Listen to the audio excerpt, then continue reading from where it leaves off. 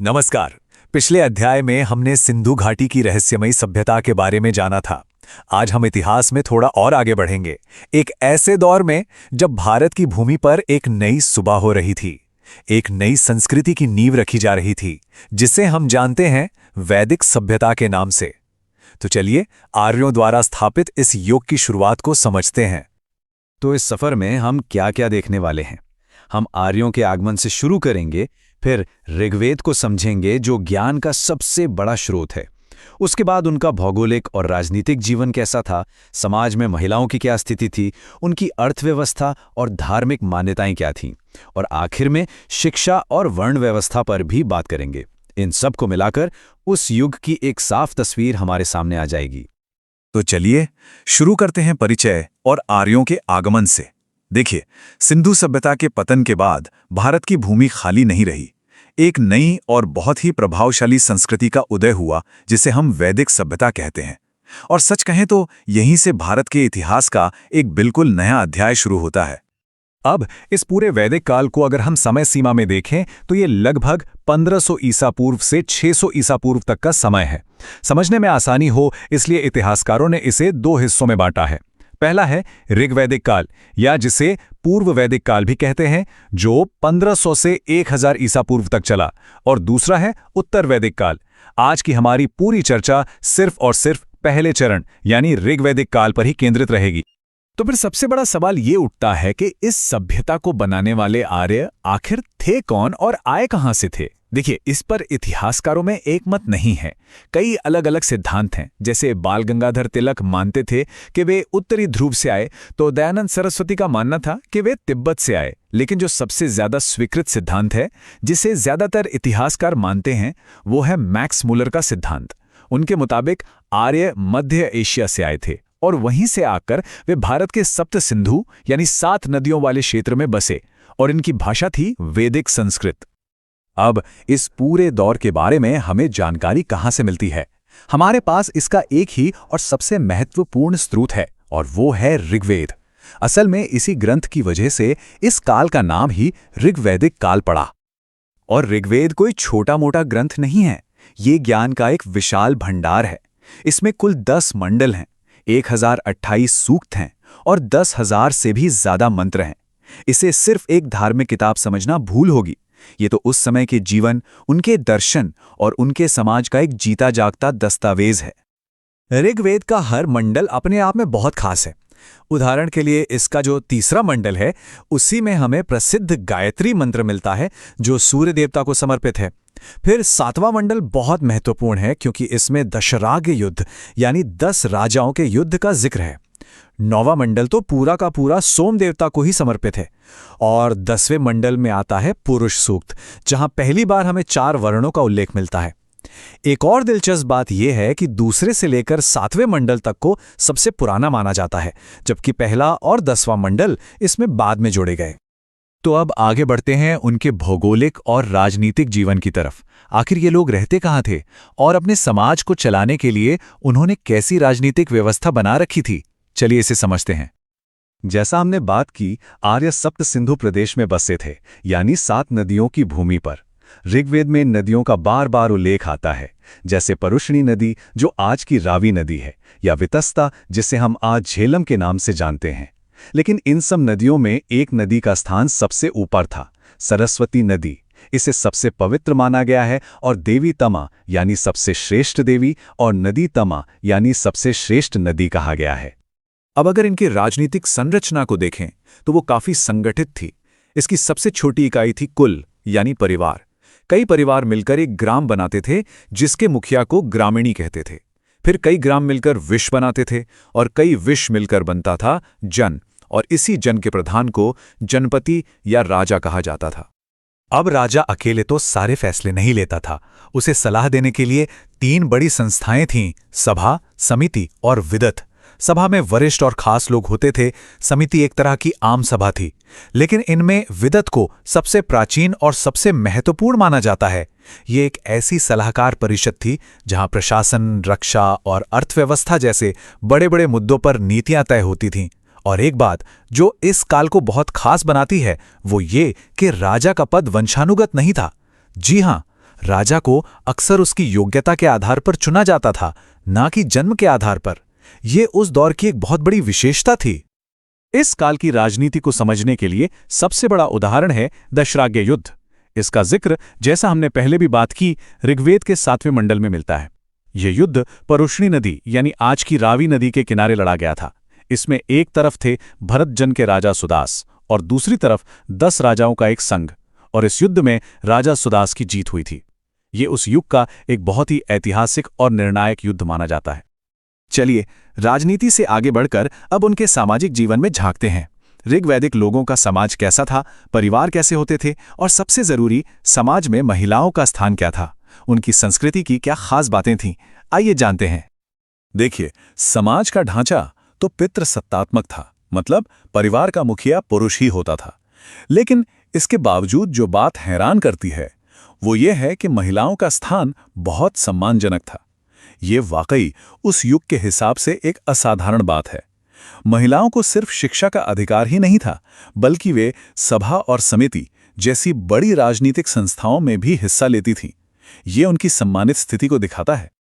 महिलाओं का बौद्धिक योगदान कितना अहम था, इसका अंदाजा इसी बात से लगाया जा सकता है कि ऋग्वेद के कई मंत्रों की रचना विदुषी महिलाओं ने की थी। इन ज्ञानी महिलाओं को ऋषिका कहा जाता था। इनमें अपाला, घोषा और लोपामुद्रा जैसे नाम आज भी लिए जाते हैं। विवाह की बात करें तो एक पत्नीत्व आम था, लेकिन बहुविवाह भी देखने को मिलता था और स्वयंवर की प्रथा भी प्रचलित थी। पहनावे की बात करें तो वे ऊनी और सूती वस्त्र पहनते थे और हर्निष्क यानी गले का हार और कुंडल जैसे आभूषण भी पहनते थे। और ऋग्वैदिक समाज में एक पशु का स्थान सबसे ऊपर था, और वो थी गाय। गाय को इतना पवित्र और महत्वपूर्ण माना जाता था कि उसके लिए एक खास शब्द का इस्तेमाल हुआ है, अघन्या। अघन्या का मतलब है जिसे मारा न जा सके। सोचिए, गाय को मारना एक महापाप माना जाता था। असल में गाय ही उस समय धन और समृद्धि का सबसे बड़ा प्रतीक थी। ठीक है, समाज के बाद अब बात करते हैं अर्थव्यवस्था और उनके धार्मिक विश्वासों की। मतलब वो अपना जीवन यापन कैसे करते थे और उनकी आध्यात्मिकता कैसी थी, वे किन देवी देवताओं को पूजते थे। उनकी अर्थव्यवस्था का जो मुख्य आधार था वो कृषि नहीं बल्कि पशुपालन था। कृषि का स्थान उसके बाद आता था। उनकी सबसे मुख्य फसल थी यव, जिसे हम आज जौ कहते हैं। वे राजा को बलि नाम का एक तोहफा या कर भी देते थे, जो उस समय स्वैच्छिक हुआ करता था। और यहां एक बहुत ही जरूरी बात याद रखने वाली है। ऋग्वेदिक लोग सोना और तांबा तो जानते थे, पर उन्हें लोहे का ज्ञान बिल्कुल नहीं था। ये एक बहुत बड़ा अंतर है जो इस काल को बाद के कालों से अलग करता है। अब अगर उनकी धार्मिक जीवन को देखें तो आर्य प्रकृति पूजक थे, मतलब वे प्रकृति की शक्तियों की पूजा करते थे। कोई मूर्ति पूजा या मंदिर का उल्लेख हमें नहीं मिलता। उनके सबसे प्रमुख देवता थे इंद्र, जिन्हें वो पुरंदर यानी किलों को तोड़ने वाला और युद्ध और वर्षा का देवता मानते थे। ऋग्वेद में इंद्र का जिक्र 250 बार आता है। दूसरे सबसे महत्वपूर्ण देवता थे अग्नि यानी आग।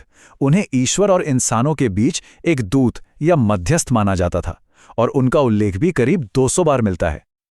और अब आखिर में हम ऋग्वैदिक सभ्यता के 2 और बहुत महत्वपूर्ण स्तंभों को समझते हैं। एक उनकी शिक्षा प्रणाली और दूसरी उनकी वर्ण व्यवस्था। उस समय शिक्षा पूरी तरह से मौखिक थी। आज की तरह किताबें नहीं थी। ज्ञान गुरु से शिष्य तक सुनकर और याद करके पहुंचता था। ये प्रणाली थी गुरुकुल प्रणाली। इसमें शिष्य, जिन्हें ब्रह्मचारी कहते थे, अपने गुरु यानी आचार्य के पास रहकर ही ज्ञान हासिल करते थे। वेदों के मंत्रों का पाठ और खासकर गायत्री मंत्र का उच्चारण उनकी शिक्षा का एक बहुत अहम हिस्सा था।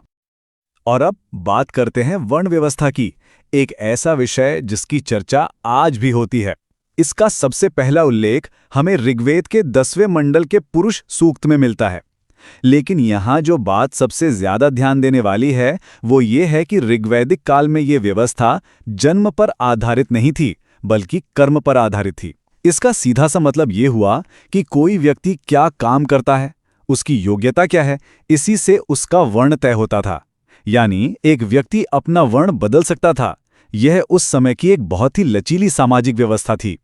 तो सवाल ये उठता है कि अगर शुरुआत में ये व्यवस्था कर्म पर आधारित थी, इतनी लचीली थी, तो फिर ये आगे चलकर जन्म पर आधारित एक कठोर व्यवस्था में कैसे बदल गई? ये एक बहुत बड़ा और महत्वपूर्ण सवाल है। एक समाज जो पहले कबीलों में रहता था, जहां समानता को बड़ा महत्व दिया जाता था, वो आखिर एक जटिल, ऊंच नीच वाले और कर्मकांडों पर आधारित समाज में कैसे बदल गया? चलिए इस महान परिवर्तन की कहानी को परत दर परत समझते हैं। तो हमारी आज की यात्रा इन खंडों से होकर गुजरेगी। हम देखेंगे कि एक नए युग की शुरुआत कैसे हुई, फिर उस दौर के साहित्य, समाज और धर्म की गहराइयों में उतरेंगे, और आखिर में दोनों कालों की सीधी तुलना करते हुए परीक्षा के लिए जो जरूरी तथ्य हैं उन्हें भी पक्का करेंगे। तो तैयार हो जाइए इस ऐतिहासिक सफर के लिए। तो सबसे पहले ये समझते हैं कि इस नए युग की शुरुआत हुई कैसे। वो कौन सी बड़ी ताकतें थीं जिन्होंने पूरी सभ्यता की नींव को ही हिलाकर रख दिया। ये समय है लगभग 1000 ईसा पूर्व से 600 ईसा पूर्व का, और इस दौर की जो सबसे बड़ी क्रांति थी वो थी लोहे का इस्तेमाल। जी हाँ, लोहे के मजबूत औजारों और हथियारों ने सब कुछ बदल दिया। घने जंगलों को साफ करना आसान हो गया, जिससे आर्य गंगा यमुना के उपजाऊ मैदानों तक फैल गए, और यहीं से स्थायी कृषि की नींव पड़ी, और छोटे छोटे कबीले बड़े राज्यों यानी जनपदों में बदलने लगे। अच्छा, इस बदलते हुए समय की कहानी हमें मिलती कहाँ से है? इसका जवाब है उस दौर में रचे गए साहित्यिक ग्रंथों में। ये ग्रंथ उस युग की सोच और समाज का एक तरह से आईना है। ऋग्वेद के बाद इस काल में 3 और वेदों की रचना हुई, सामवेद, यजुर्वेद और अथर्ववेद। साथ ही वेदों के गूढ़ अर्थ को समझाने के लिए ब्राह्मण ग्रंथ, जंगलों में लिखे गए चिंतन प्रधान आरण्यक और बहुत ही गहरे दार्शनिक विचारों वाले उपनिषद भी सामने आए। ये साहित्य साफ दिखाता है कि अब जोर सिर्फ देवताओं की स्तुति पर नहीं, बल्कि जटिल यज्ञों और जीवन मृत्यु से जुड़े सवालों पर ज्यादा था। इन तीनों वेदों के विषय भी एकदम अलग थे। सामवेद यज्ञों में गाई जाने वाली संगीतमय ऋचाओं का संग्रह है। यजुर्वेद एक तरह से यज्ञ करने की विधियों और मंत्रों की किताब है। वहीं अथर्ववेद आम इंसान की जिंदगी से जुड़ा है। बीमारी, जादू टोना और रोजमर्रा की समस्याओं के निवारण के मंत्र इसमें शामिल हैं। ये ऋग्वेद की शुद्ध देवस्तुति से काफी अलग था। अब हम उस हिस्से में आते हैं जहां सबसे बड़े और सबसे दूर तक असर डालने वाले बदलाव हुए, यानी राज्य, समाज और अर्थव्यवस्था के ताने बाने में। राजनीतिक तौर पर सबसे बड़ा बदलाव था जन का जनपद में बदलना। देखिए, ऋग्वेदिक काल में पहचान कबीले यानी जन से होती थी, पर अब जमीन यानी पद ज्यादा महत्वपूर्ण हो गया। कबीले अब क्षेत्रीय राज्यों में बस गए, जिन्हें जनपद कहा गया। राजा अब सिर्फ एक कबीले का सरदार नहीं, बल्कि एक तयशुदा इलाके का मालिक था, जिसकी शक्ति लगातार बढ़ रही थी। अर्थव्यवस्था का आधार भी पूरी तरह बदल गया। जहां ऋग्वैदिक आर्यों के लिए पशु ही सबसे बड़ी संपत्ति थे, वहीं उत्तर वैदिक काल में कृषि मुख्य आधार बन गई। लोहे के हल से गहरी जुताई मुमकिन हुई और गंगा के मैदानों में चावल और गेहूं की जबरदस्त पैदावार होने लगी। इसी अतिरिक्त अनाज ने व्यापार और नए शहरों की नींव रखी। और सामाजिक क्षेत्र में शायद सबसे गहरा और स्थायी बदलाव आया वर्ण व्यवस्था में। ऋग्वैदिक काल में यह व्यवस्था कर्म पर आधारित थी, मतलब व्यक्ति अपने काम से अपना वर्ण चुन सकता था। लेकिन अब यह पूरी तरह से जन्म पर आधारित और कठोर हो गई। इस एक बदलाव ने आने वाली सदियों के लिए भारतीय समाज की रूपरेखा तय कर दी और सामाजिक असमानता को बहुत गहरा कर दिया। राजा की इस बढ़ती शक्ति का प्रदर्शन 3 बड़े-बड़े यज्ञों के जरिए किया जाता था। पहला, राजसूय यज्ञ, जो राजा के राज्याभिषेक पर उसकी दैवीय शक्ति को स्थापित करता था। दूसरा, अश्वमेध यज्ञ, जिसमें एक घोड़ा छोड़कर राजा अपने साम्राज्य की सीमाओं को चुनौती देता था। और तीसरा, वाजपेय यज्ञ, जो एक तरह की रथ दौड़ थी और राजा की शक्ति का भव्य प्रदर्शन करती थी। इस कठोर होती सामाजिक व्यवस्था का एक बड़ा नकारात्मक असर महिलाओं की स्थिति पर भी पड़ा। ऋग्वैदिक काल में जहां उन्हें शिक्षा और सभा समिति जैसी राजनीतिक संस्थाओं में भागीदारी का अधिकार था, वहीं उत्तर वैदिक काल में ये अधिकार उनसे छीन लिए गए और उनकी भूमिका घर तक ही सीमित कर दी गई। अब रुख करते हैं धर्म और दर्शन के क्षेत्र में आए बदलावों का। यहां पर पूजा की पद्धति और जीवन का अंतिम लक्ष्य दोनों ही बदल गए थे। यज्ञ के बिना धर्म नहीं, ये एक वाक्य उस युग की धार्मिक सोच का सार है। धर्म का केंद्र अब प्रकृति के देवताओं जैसे इंद्र और अग्नि की सीधी सरल पूजा नहीं रहा। इसकी जगह ले ली ब्राह्मण पुरोहितों द्वारा कराए जाने वाले जटिल और खर्चीले यज्ञों ने। धार्मिक प्राथमिकताएं अब पूरी तरह बदल चुकी थीं। इंद्र और अग्नि जैसे पुराने देवताओं का महत्व कम हुआ और उनकी जगह प्रजापति, विष्णु और रुद्र ने ले ली। अब धर्म का लक्ष्य यज्ञों के माध्यम से स्वर्ग और मोक्ष पाना हो गया, जिसके लिए बड़े बड़े कर्मकांड और पशुबलि जरूरी माने जाने लगे। इसने पुरोहित वर्ग को समाज में सबसे ऊंचा स्थान दिला दिया। लेकिन यज्ञ और कर्मकांड की इस बढ़ती हुई प्रबलता के खिलाफ एक बहुत शक्तिशाली दार्शनिक प्रतिक्रिया भी हुई, जो हमें उपनिषदों में मिलती है। उपनिषदों ने कर्मकांड के बजाय ज्ञान के मार्ग को श्रेष्ठ बताया। उन्होंने आत्मा यानी व्यक्ति की चेतना और ब्रह्म यानी इस ब्रह्मांड की परम सत्ता के रिश्ते को समझने पर जोर दिया। उनका मूल संदेश था, ज्ञान से ही मोक्ष संभव है, कर्मकांड से नहीं। तो अब तक हमने जितने भी बदलावों को समझा है, आइए उन्हें एक साथ रखकर दोनों युगों की एक स्पष्ट तुलना करते हैं, ताकि ये पूरी तस्वीर आपके सामने एकदम साफ हो जाए। ये तालिका दोनों कालों के बीच के जमीन आसमान के अंतर को दिखाती है। समाज समतावादी से जाति आधारित हो गया, अर्थव्यवस्था पशुपालन से कृषि पर आ गई, मुख्य धातु तांबे की जगह लोहे ने ले ली, महिलाओं की स्वतंत्रता कम हो गई, धर्म प्रकृति पूजा से कर्मकांड प्रधान हो गया और राजनीति में सभा समिति की जगह राजा शक्तिशाली हो गया। ये एक मुकम्मल बदलाव था। चलिए अब परीक्षा के लिहाज से कुछ सबसे जरूरी बातें जल्दी से दोहरा लेते हैं। ये वो बिंदु हैं जो आपको याद रखने ही रखने हैं। इन बिंदुओं को ध्यान से देखिए। लोहे का व्यापक प्रयोग, वर्ण व्यवस्था का जन्म आधारित होना, राजा की शक्ति दिखाने वाले राजसूय और अश्वमेध यज्ञ, उपनिषदों का गहरा आत्मा ब्रह्म का दर्शन, हस्तिनापुर और कौशांबी जैसे शहरों का उदय और पुरानी कबीलाई संस्थाओं यानी सभा और समिति का पतन, यही उत्तर वैदिक काल का सार है। और अंत में एक विचार करने वाला प्रश्न, क्या उत्तर वैदिक काल में बढ़ते कर्मकांड, हिंसा और सामाजिक भेदभाव ही वो जमीन थी जिस पर एक प्रतिक्रिया के रूप में 6ठी शताब्दी ईसा पूर्व में बौद्ध और जैन धर्म जैसे महान सुधार आंदोलनों का जन्म हुआ? ये सवाल हमें भारतीय इतिहास के अगले अध्याय की दहलीज पर लाकर खड़ा कर देता है। इस पर जरूर सोचिएगा। वैदिक साहित्य ये सिर्फ कुछ पुरानी किताबें नहीं हैं, बल्कि हजारों साल पुराने ज्ञान का एक पूरा का पूरा ब्लूप्रिंट है। आज हम इसी ब्लूप्रिंट को परत दर परत खोलेंगे और ये जानेंगे कि हमारी संस्कृति और हमारे दर्शन की नींव आखिर कैसे रखी गई थी। अक्सर ये सवाल मन में आता है ना कि वेद, पुराण, उपनिषद ये इतनी विशाल और थोड़ी जटिल दुनिया है, इसे आसानी से कैसे समझा जाए? तो इसका जवाब एक बहुत ही सरल स्ट्रक्चर में छिपा हुआ है। चलिए आज इसी स्ट्रक्चर को स्टेप बाय स्टेप समझने की कोशिश करते हैं। देखिए, पूरे वैदिक साहित्य को समझने की जो पहली सीढ़ी है वो है इसका वर्गीकरण। इसे मुख्य रूप से 2 बड़ी श्रेणियों में बांटा गया है और जैसे ही हम ये 2 श्रेणियां समझ लेते हैं, आगे का रास्ता अपने आप आसान हो जाता है। तो ये 2 श्रेणियां हैं, श्रुति और स्मृति। श्रुति का मतलब है सुना हुआ ज्ञान। माना जाता है कि ये सीधे ईश्वर द्वारा प्रकट किया गया ज्ञान है, इसलिए शाश्वत है, इसका कोई एक लेखक नहीं है। वहीं दूसरी तरफ है स्मृति, जिसका मतलब है याद किया हुआ ज्ञान। ये वो ग्रंथ हैं जिन्हें ऋषियों ने अपनी दिव्य दृष्टि और याददाश्त के आधार पर रचा है। वेदों के सार को समझने के लिए एक शब्द बहुत जरूरी है, अपौरुषेय। इसका सीधा सा मतलब है जो किसी पुरुष या इंसान द्वारा नहीं रचा गया। ये इस मान्यता को दर्शाता है कि वेद स्वयं परमात्मा का ज्ञान है जो ऋषियों के माध्यम से प्रकट हुआ। ये किसी इंसान की रचना नहीं है।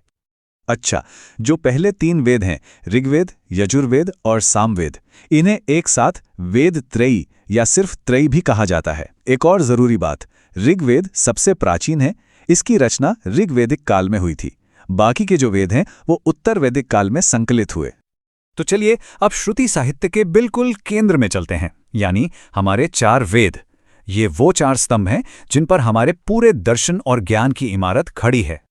यहां एक बात याद रखने वाली है, वेदों का कोई लेखक नहीं है जैसा कि हमने अभी समझा, लेकिन इस बिखरे हुए ज्ञान को व्यवस्थित करने का, उसे 4 हिस्सों में बांटने का श्रेय महर्षि कृष्ण द्वैपायन व्यास को दिया जाता है। इसीलिए उन्हें वेद व्यास भी कहते हैं। अब ये जो तालिका है ये परीक्षा के नजरिए से सबसे ज्यादा जरूरी है। चलिए इसे फटाफट समझते हैं। ऋग्वेद का विषय है मंत्र और इसके पुरोहित हैं होत्री।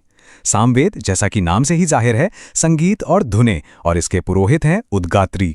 यजुर्वेद, य से यज्ञ, इसमें यज्ञ की विधियां हैं और पुरोहित हैं अध्वर्यु।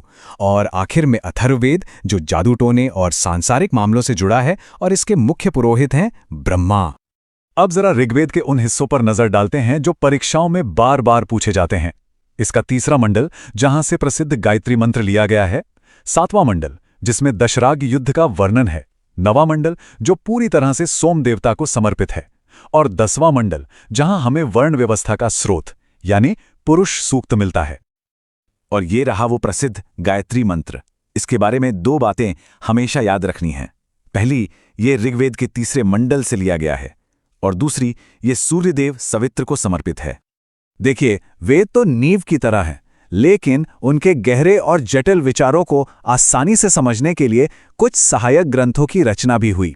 ये ग्रंथ एक तरह से वेदों की कमेंट्री और प्रैक्टिकल गाइड का काम करते हैं।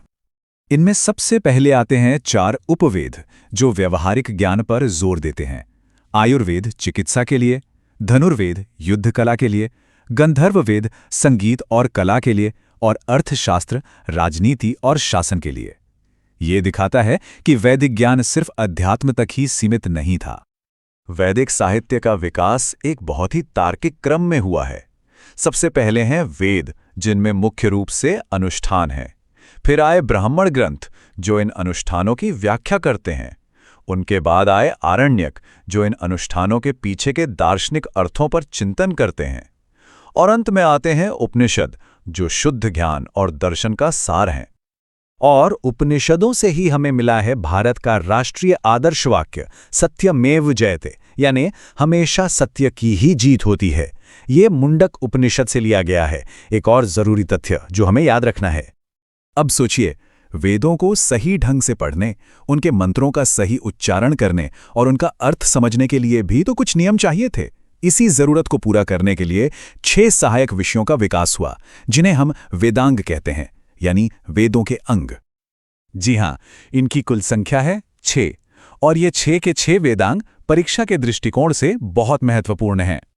तो ये हैं शिक्षा, जो सही उच्चारण सिखाती है, व्याकरण, जो भाषा को शुद्ध करती है, निरुक्त, जो शब्दों की उत्पत्ति बताता है, छंद, मंत्रों की लय के लिए, कल्प, अनुष्ठानों की सही विधि के लिए, और ज्योतिष, खगोलीय गणना और सही समय जानने के लिए।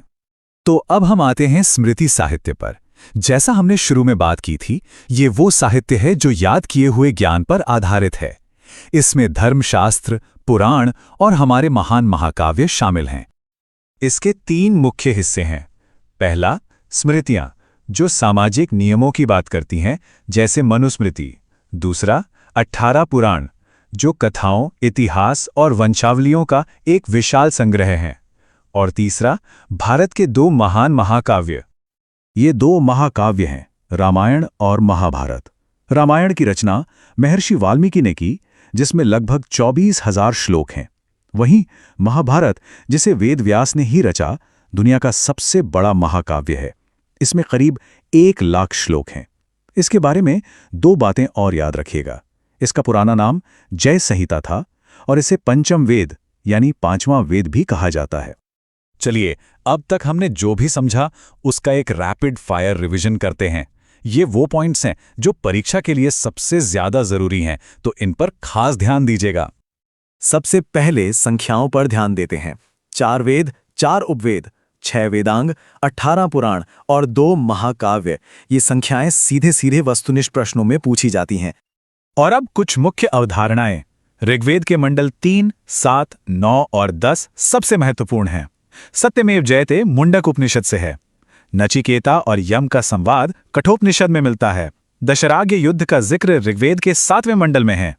और शल्य चिकित्सा यानी सर्जरी का सबसे पहला उल्लेख हमें अथर्ववेद में मिलता है। नमस्कार दोस्तों, हमने वैदिक काल से संबंधित सभी बिंदुओं को विस्तार से समझा। अब हम वैदिक काल से संबंधित सभी प्रश्नों को बारी बारी से देखेंगे।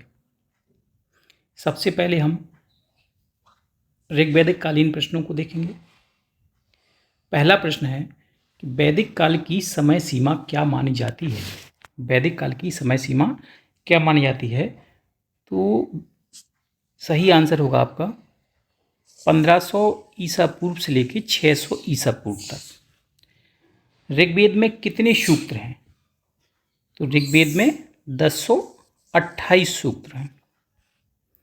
ऋग्वेद के कितने मंडल हैं? तो ऋग्वेद में 10 मंडल हैं। और जो सबसे नया मंडल है जो लास्ट में जोड़े गए वो थे पहला और 10वां मंडल। दशराज युद्ध का उल्लेख ऋग्वेद के किस मंडल में मिलता है? तो 7वें मंडल में मिलता है। आर्य भारत में सबसे पहले कहाँ बसे? तो भारत के उत्तर पश्चिमी भाग यानी कि सप्त सैंधव प्रदेश, जो कि वर्तमान में भारत का पंजाब और पाकिस्तान का पंजाब वाला इलाका आता है, उसी में बसे। ऋग्वेद का सबसे नवीनतम मंडल कौन सा है? तो जैसा कि हमने पढ़ा है कि पहला व 10वां मंडल सबसे अंत में जोड़ा गया था। इसमें भी यदि सबसे दोनों में से एक को चुनना हो कि सबसे नवीनतम मंडल कौन सा है, तो सही आंसर है प्रथम मंडल। ये बिल्कुल सबसे लास्ट में जोड़ा गया। गायत्री मंत्र किस मंडल में पाया जाता है? तो गायत्री मंत्र आपका तृतीय मंडल में है। किसको समर्पित है? सूर्य देवता को समर्पित है। दशराज युद्ध किसके बीच हुआ था? तो यह भरत जन के राजा सुदास और 10 राजाओं, जो छोटे छोटे जनजातियों के राजा थे, उनके बीच हुआ था। और एक पॉइंट और भी याद रखना इससे संबंधित कि यह पुरुषणी यानी कि रावी नदी के तट पर हुआ था। अघन्या शब्द किसके लिए प्रयोग किया जाता है? तो अघन्या शब्द गाय के लिए प्रयोग किया जाता है, क्योंकि ऋग्वैदिक काल में गायों का बहुत महत्व होता था। गायों को किसी भी कंडीशन में मारा नहीं जाता था। अघन्या का मतलब ही होता है कि ना मारे जाने योग्य। वैदिक आर्यों की प्रमुख सभा कौन सी थी? तो सबसे प्राचीन या सबसे प्रमुख सभा थी विदत। ऋग्वेद के अनुसार राजा का मुख्य कार्य क्या था? तो राजा का मुख्य कार्य था कि जनता के बीच में शांति व्यवस्था बनाए रखना और यज्ञ कराना। ऋग्वैदिक समाज कैसा था? तो ऋग्वैदिक समाज पितृसत्तात्मक था, लेकिन महिलाओं की स्थिति बहुत अच्छी थी। ऋग्वैदिक काल में स्त्रियों को शिक्षा में भाग लेने का अधिकार था या नहीं? तो बिल्कुल, ऋग्वैदिक काल में पूर्ण अधिकार था स्त्रियों को शिक्षा में भाग लेने का। इसके साथ साथ केवल शिक्षा में भाग लेने का अधिकार नहीं था, बल्कि जो वेद पुराण यानी कि ग्रंथ होते थे उनको भी पढ़ने का अधिकार होता था। वैदिक काल में सबसे बड़ा प्रशासनिक इकाई कौन सी थी? तो सबसे बड़ी प्रशासनिक इकाई थी आपकी जन। और फिर आगे चलकर महाजनपद काल में जो जन थे वो कई जन मिलके जनपद में कन्वर्ट हो गए। ऋग्वैदिक आर्यों की मुख्य आर्थिक गतिविधि क्या थी? तो जैसे कि हमने पढ़ा कि गाय का बहुत महत्व था, यानी कि पशुपालन इनका मुख्य आर्थिक व्यवसाय था। दोस्तों, अब हम उत्तर वैदिक काल से संबंधित प्रश्नों को देखेंगे। उत्तर वैदिक काल की समय सीमा क्या थी? तो 1000 ईसा पूर्व से लेकर 600 ईसा पूर्व तक मानी जाती है। इस काल में लोहे का प्रयोग सबसे पहले कहाँ से प्रारंभ हुआ? तो बिहार का वह क्षेत्र जहाँ पे आगे चल के मगध साम्राज्य की नींव पड़ी, वहीं से। सभा और समिति का महत्व उत्तर वैदिक काल में कैसा हुआ? तो सभा और समिति का महत्व उत्तर वैदिक काल में आते आते कम हो गया, जबकि राजा की शक्ति बढ़ गई। ब्राह्मणों का प्रभाव सबसे अधिक किस काल में था? तो उत्तर वैदिक काल में ही। उत्तर वैदिक काल के प्रमुख देवता कौन से थे? तो ऑप्शन के हिसाब से इसका आंसर विष्णु होगा, और यदि ऑप्शन में प्रजापति होता तो फिर आंसर क्या होता? प्रजापति। यानी कि उत्तर वैदिक काल के सबसे प्रमुख देवता प्रजापति थे। प्रजापति के बाद ही विष्णु का स्थान आता था। चूंकि ऑप्शन में प्रजापति नहीं है इसलिए हमें विष्णु को चुनना होगा। वर्ण व्यवस्था कठोर कब हुई? तो जैसा कि हम जानते हैं कि ऋग्वैदिक काल में तो वर्ण व्यवस्था कर्म पर आधारित थी, लेकिन उत्तर वैदिक काल में आते आते जन्म के आधार पर हो गई, यानी कि कठोर हो गई। स्त्रियों की स्थिति में गिरावट कब आई? उत्तर वैदिक काल में। यज्ञ कर्मकांड का विस्तार किस काल की विशेषता था? यज्ञ कर्मकांड का विस्तार उत्तर वैदिक काल। कृषि प्रधान अर्थव्यवस्था का विकास किस युग में प्रारंभ हुआ? चूंकि उत्तर वैदिक काल में लोहे का विकास हो गया था, जिसकी वजह से कृषि इनका प्रमुख व्यवसाय बन गया था पशुपालन की जगह पर। लोहे के प्रयोग से किस युग की शुरुआत मानी जाती है? तो लोहे युग की। धर्म का मुख्य उद्देश्य उत्तर वैदिक काल में क्या था? कर्मकांड। ऋग्वैदिक काल की तुलना में राजा की शक्ति कैसी थी? तो राजा की शक्ति बहुत बढ़ गई थी, जबकि सभा समिति जैसी संस्थाएं कमजोर पड़ गई थी और विदत पूरी तरह से समाप्त हो गई थी। उत्तर वैदिक काल में सभा समिति और विदत में से कौन सी संस्था समाप्त हो गई थी? अभी बताया मैंने, विदत।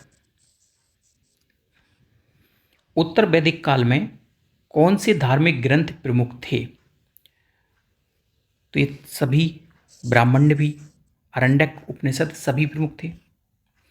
नवीन संस्कार और उत्सव किसका प्रतीक माने जाते हैं? इस काल में कुल 16 संस्कार प्रचलन में थे, जैसे कि विवाह संस्कार, उपनयन संस्कार, श्राद्ध संस्कार। और ये जो संस्कार होते थे यह समाज के सांस्कृतिक और नैतिक विकास के प्रतीक माने जाते थे। तो यहां से आंसर क्या होगा? सांस्कृतिक विकास। अब हम वैदिक कालीन साहित्य, वेद, ब्राह्मण, आरण्यक, उपनिषद आदि से संबंधित प्रश्नों को देखेंगे। ऋग्वेद में कुल कितने सूक्त हैं? 1028। ऋग्वेद का कौन सा मंडल 10 राज युद्ध से विवरण मिलता है? तो सप्तम मंडल में। गायत्री मंत्र अधिकतर किस मंडल में मिलता है? तो गायत्री मंत्र तीसरे मंडल में मिलता है, जो कि सूर्य देवता को समर्पित है। पुरुष सूक्त किस विषय से संबंधित है? तो 10वें मंडल के पुरुष सूक्त का संबंध वर्ण व्यवस्था से है। सामवेद का मुख्य उद्देश्य क्या है? सामवेद का मुख्य उद्देश्य है गायन और संगीत। यजुर्वेद किस प्रकार का ग्रंथ है? यज्ञ, विधान और कर्मकांड से संबंधित है। अथर्ववेद में किस विषय का महत्वपूर्ण प्रसंग मिलता है? तो औषधि, जादू टोना से संबंधित। ब्राह्मण ग्रंथ मुख्यतः किसके लिए हैं? तो यज्ञ, विधान और अनुष्ठान के लिए। आरण्यक ग्रंथों का फोकस क्या था? तो दार्शनिक और आध्यात्मिक चिंतन। उपनिषद को सामान्यतः किस नाम से भी जाना जाता है? तो उपनिषद को हम वेदांत भी कहते हैं। सत्यमेव जयते किस उपनिषद से लिया गया है? तो मुंडकोपनिषद से लिया गया है। नचिकेता यम संवाद किस उपनिषद में मिलता है? तो कठोपनिषद में मिलता है। वेद व्यास का वास्तविक नाम क्या है? कृष्ण द्वैपायन। वेदों का संकलन करता ऋषि किसे माना जाता है? तो इन्हीं को माना जाता है, वेद व्यास को। उपनिषदों के समूह को सामान्यतः क्या कहा जाता है? तो उपनिषदों को वेदांत कहते हैं, वेदांत। उपनिषदों की कुल संख्या लगभग कितनी मानी जाती है? तो इनकी संख्या लगभग 108 मानी जाती है। छांदोग्य उपनिषद किस वेद से संबंधित है? तो यह सामवेद से संबंधित है। बृहदारण्यक उपनिषद किस वेद से संबंधित है? तो सभी उपनिषदों में सबसे बड़ा उपनिषद बृहदारण्यक उपनिषद ही है, जो कि यजुर्वेद से संबंधित है। और यजुर्वेद की चूंकि 2 पार्ट हैं, तो यह दूसरी वाली शुक्ल यजुर्वेद से संबंधित है। अहम ब्रह्मास्मि मतलब मैं ही ब्रह्मा हूँ, इसी में वर्णित है। याज्ञवल्क्य और मैत्रेयी संवाद भी इसी उपनिषद में है। ईशोपनिषद में कुल कितने मंत्र हैं? तो ईशोपनिषद में कुल 18 मंत्र हैं। उपनिषदों का दर्शन मुख्यतः किस पर केंद्रित है? तो हम पढ़ चुके हैं कई बार, आत्मा ब्रह्म का संबंध। दोस्तों, अब हम उपवेद, वेदांग, महाकाव्य और पुराण से संबंधित प्रमुख प्रश्नों को देखेंगे। आयुर्वेद किस उपवेद से संबंधित है? तो आयुर्वेद अथर्ववेद से संबंधित है। आयुर्वेद अथर्ववेद का उपवेद है। आयुर्वेद अथर्ववेद का उपवेद है। धनुर्वेद का संबंध किस विषय से है? धनुर्वेद में युद्ध कला का उल्लेख है और धनुर्वेद यजुर्वेद का उपवेद है। संगीत और नृत्य किस उपवेद से संबंधित हैं? तो संगीत और नृत्य गंधर्व वेद से संबंधित हैं। गंधर्व वेद, और गंधर्व वेद सामवेद का उपवेद है। स्थापत्य कला और शिल्प कला किस उपवेद से संबंधित है? तो स्थापत्य कला और शिल्प कला स्थापत्य वेद या इसी को बोलते हैं शिल्प वेद से संबंधित है। शिल्प वेद। और जो स्थापत्य वेद या शिल्प वेद है, ये किस वेद का उपवेद है? तो यह ऋग्वेद का उपवेद है। वेदांगों की कुल संख्या कितनी है? वेदांगों की कुल संख्या, तो अभी हमने पढ़ा था वेदांत, तो वेदांतों की संख्या मानी गई है लगभग 108, जबकि वेदांगों की संख्या है 6। अब कौन कौन से हैं वेदांग? तो आपने अभी पढ़ा है शिक्षा, कल्प, व्याकरण, निरुक्त, छंद, ज्योतिष। निम्न में से कौन सा वेदांग नहीं है? तो यहाँ पे आरण्यक वेदांग नहीं है। आपका शिक्षा, निरुक्त और कल्प ये वेदांग हैं। वेदांग ज्योतिष का विषय क्या है? तो नक्षत्र, कालगणना या मुहूर्त बताना, ये सब। भारत के दो महान महाकाव्य कौन से हैं? तो रामायण और महाभारत। जय संहिता किसका प्राचीन नाम है? तो यह महाभारत का प्राचीन नाम है। कुल पुराणों की पारंपरिक संख्या, तो पुराण कितने हैं? 18 पुराण। दोस्तों, हमने सभी 60 प्रश्नों को अच्छे से समझा। अब एक प्रश्न आपके लिए है, वैदिक काल में गायत्री मंत्र किस वेद से संबंधित है? इस प्रश्न का उत्तर आपको कमेंट सेक्शन में देना है। वीडियो देखने के लिए बहुत बहुत धन्यवाद। यदि आपको वीडियो पसंद आया हो तो वीडियो को लाइक करें, चैनल को सब्सक्राइब करें और अपने मित्रों को शेयर करें।